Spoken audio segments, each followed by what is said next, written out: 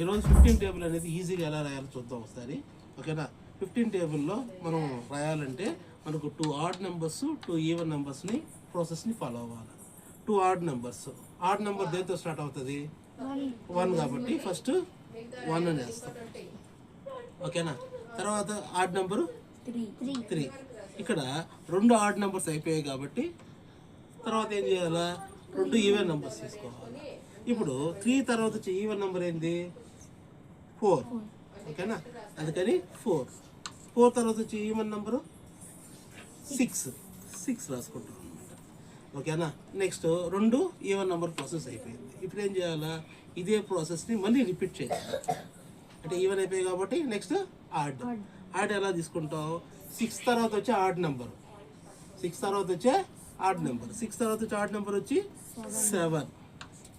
తర్వాత add number 9 తర్వాత వచ్చే ఈవెన్ నెంబర్స్ మళ్ళీ ఏది? 9 తర్వాత వచ్చే ఈవెన్ నెంబరు 10. తర్వాత 12 తర్వాత వచ్చే ఆడ్ నెంబర్ ఏంది?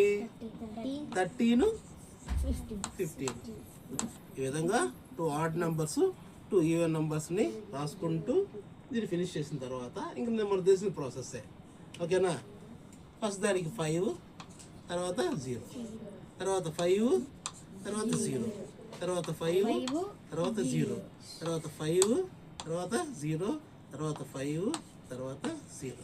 ఈ విధంగా 15 టేబుల్ని ఈజీగా ప్రాసెస్ చేయొచ్చు. చెప్పండి. 15 1s are 15 2s are 15 3s are 15 4s are 15 5s are 15 6s are 15 7s are 15 8s are 15 9s are 15 10s are